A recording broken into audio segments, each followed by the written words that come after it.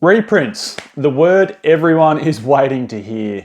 Well, it does actually seem like there might be a couple of reprints on the horizon. Hey, if you're new here, welcome to the channel. My name is Michael/PokeyOz, and thank you to all the continuing viewers. There are viewers that literally tune into every single video, so your support is very, very much appreciated. Without you guys and girls watching, nothing happens here. So anyway, back on topic, reprints. It looks like we might have a couple. It looks like we might be having a few Scarlet and Violet reprints of booster bundles, Journey Together, Destined Rivals, and Prismatic Evolution. Let's see what comes of that. But I wanted to touch on this whole conversation that's been happening, which is, where are all the reprints? Like, they just don't seem to be coming. And moreover than that, if there are reprints, it's like, where are the booster boxes? We haven't had a booster box reprint in so long, so that's what this video is all about. Pokemon reprints, and in particular Pokemon booster box reprints. And I have a bit of a take on this which might be a little bit interesting to you. Today's video is of course sponsored by the Collector app.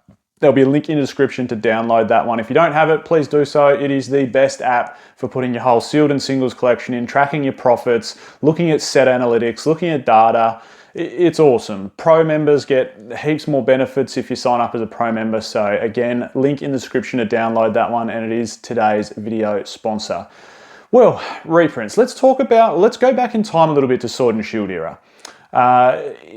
Interesting what happened there. So Sword and Shield base got a very, very small reprint, and maybe it was just excess stock. It might not even been a full-blown reprint. Secondly, Rebel Clash got like no reprint at all, and hence why those booster boxes are quite expensive, considering, you know, I always harp on about, you know, total set value and how important that is, but I always do have the caveat that there are other things that come into play, like print run. Look, those boxes are probably never going to be super expensive boxes. Like, they're not ever going to get to, you know, things like EX Deoxys height or EX Team Rocket height, because you don't have that thrill of being able to pull something amazing. But they're expensive at the moment for what they are, because they are printed quite low and didn't cop big reprints. And then we had Darkness Ablaze and Vivid Voltage, the next main sets, which during that COVID era and printing issues and then massive demand and increase in printing, they got overprinted. And, you know, the pendulum swung too far the other way. And then, of course, we had sets like Battle Styles and Chilling Reign come out, which come out in multiple waves. Like, printing was difficult at the start, but then a reprint did come for those sets.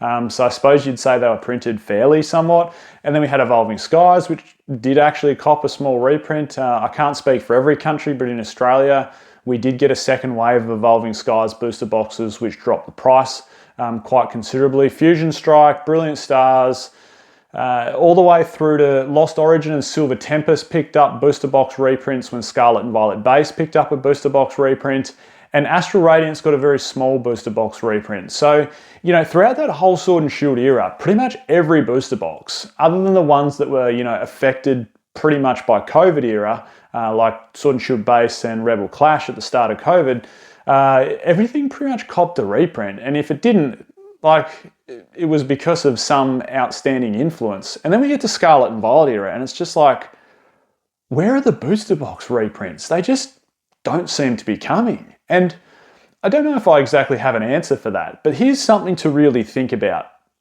Now, keep in mind, Japanese financial year runs off a different period. It's from end of March to end of March. That's Japanese financial year. I wouldn't have known that if I didn't work for Japanese car manufacturers. I have worked for Mitsubishi in the past, and I have been at Toyota. That's my day job, by the way. I have been at Toyota for a very long time now. But during last Japanese financial year, so March 2024 through to March 2025, and I guess we'll get the numbers for March 2025 through to March 2026 very soon, hopefully, you know, after this Japanese financial year concludes. But through that financial year, there were 10.2 billion Pokemon cards printed. And look, that sounds absolutely insane. But keep in mind, there's 16 languages these cards are printed in. Also, you have things like, you know, the kits, the build and battle kits and all that, which just come with, and theme decks, which come with so many energies. That, like, those are all part of the cards, keep in mind.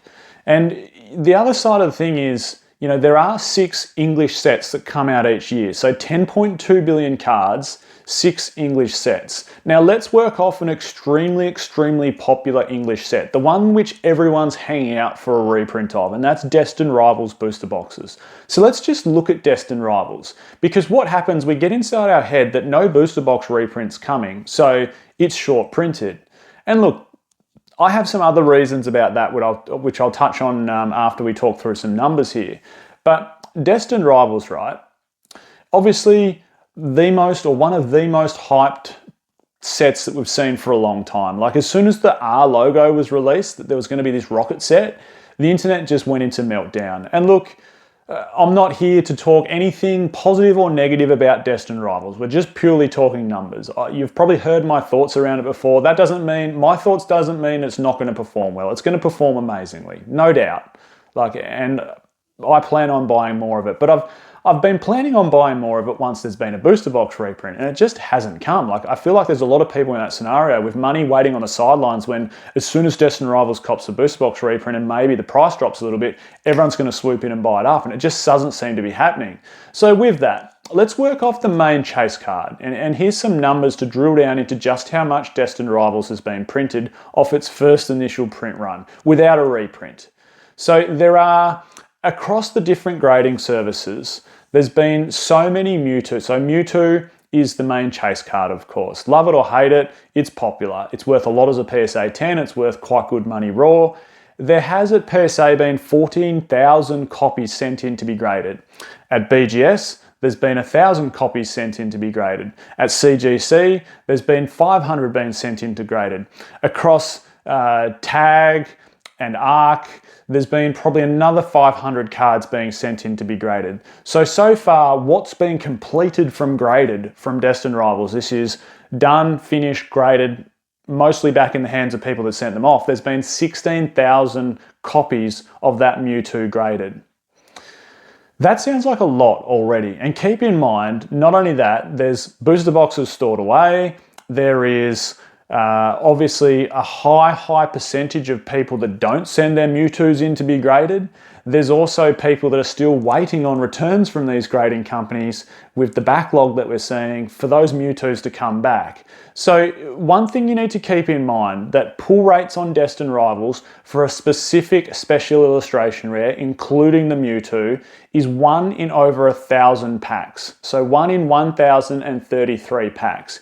If we just work off the cards that have been graded at the moment, so 16,000, and we times 16,000 by 1,033, that is the odds of pulling that card.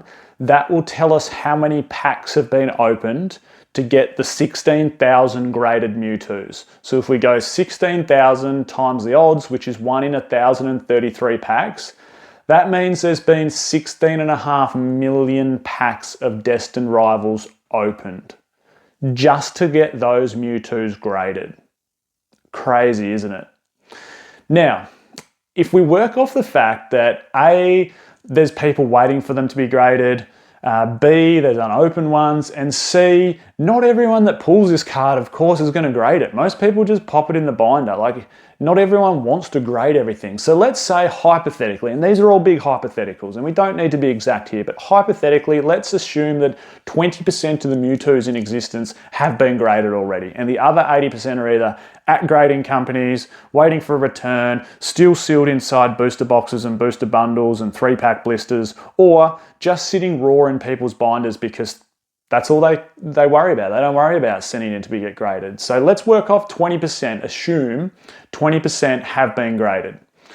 That is, that is a lot. So if we then times that number by 5, which is 16.5 million packs, it gets us to 82 million packs of Pokemon cards. Insane, isn't it? We times that by 11 cards inside a pack, it gets us pretty close to 82.5 million cards. It gets us to, 82.5 million packs of cards, times that by 11 cards in each pack, it gets us to about 1 billion cards. So what this number suggests, just working off very rough assumptions on Rocket's Mewtwo from one set, keeping in mind there's 6 sets released a year, that means there's close to or somewhere around 1 billion Destined Rivals cards printed. And you know what? Then, if you look at that, the numbers ring true. If there's been 10.2 billion Pokemon cards printed in the Japanese financial year from March 24 to March 2025, and look, I know Destined Rivals came out after that, but we should expect, somewhat similar numbers. Like, printing hasn't ramped up that much. Maybe we'll get 11 billion from March 25 through to 2026. But if we're working off the assumption that we're going to get somewhere around 10 to 12 billion cards, and 1 billion of those have been Destined Rivals cards. The other side of it is you've got 5 other English sets in that time, plus 15 other language sets, including Japanese, which now has the printers ramped up to the absolute 9 and 10s. Like, it's insane. Like, it feels like there's no product, but when you look at it that way, when you really delve into it and look at it that way, there's been heaps of Destined Rivals. It's just, and here's my thoughts on it. There's actually more being printed than what people think. It's just a couple of scenarios. 1, the demand for Pokemon is so damn high at the moment. 2, there's so much competition for sealed product.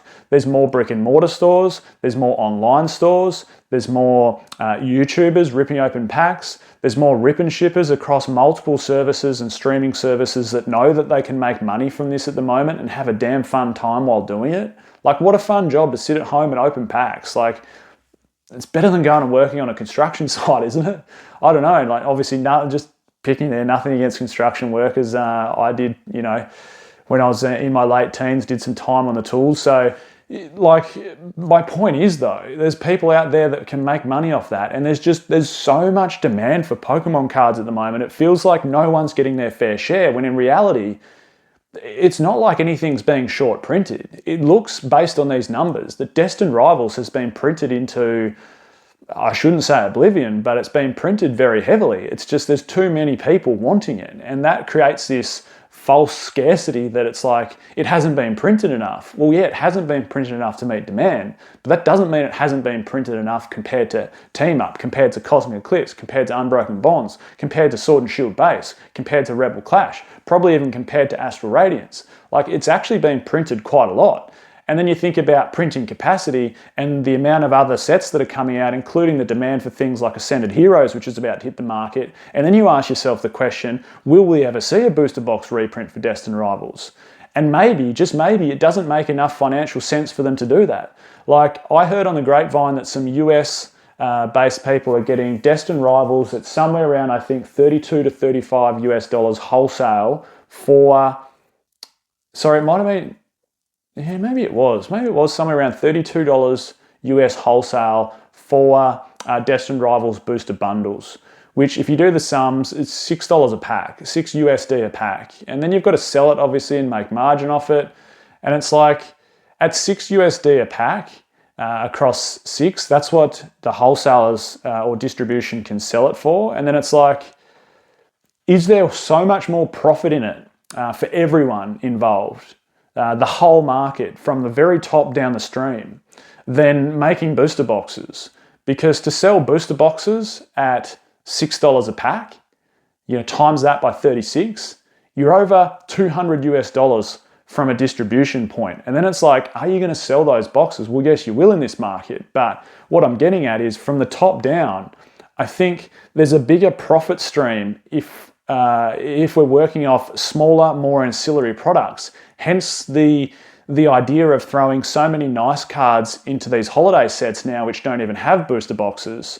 And look, it might be a complete conspiracy theory from my behalf, but I'm not the only one thinking this inside the hobby, and I'm not the only one in a position where, they've been in the hobby for a while and have plenty of experience in it, that agree with this theory, that it's not like booster boxes are being short printed. It's not that at all. It's just the demand for it, like I was saying, is so massive, it feels like it's being short printed. But then when it comes to the profit side of it, it's like, it's more profitable to make ancillary products than to reprint booster boxes at the moment.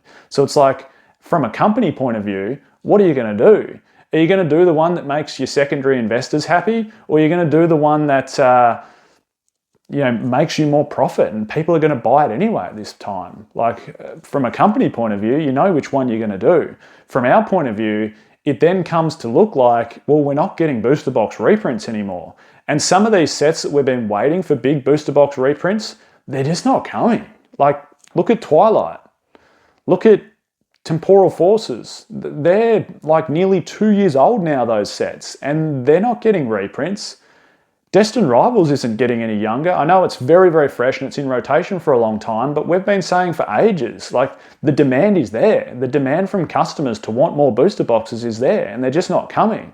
Again, that's not to say it won't happen. It could. It could be a massive conspiracy theory from my behalf, but I mean, what if they don't? What if there is no booster box reprint for Destined Rivals? What are prices going to be like? It's going to be Evolving Skies 2.0, where everyone's hanging out for more booster boxes and they just don't come. And then they just go, oh, I wish I bought them at 350 US. I wish I bought them at 400 US. I think they're up to like 420, 430 US now, a booster box. And then it's eventually going to be, in 6 months' time, oh, I wish I bought them for 500 US. And it's like Evolving Skies 2.0 with that price rise. I'm not saying it's the set that Evolving Skies is. I don't think it is. I don't think it's got the chase cards that Evolving Skies has, but the demand for it's there. So there's an example. Let me know your thoughts down below. I'm Michael, Poké Oz. Catch everyone next time.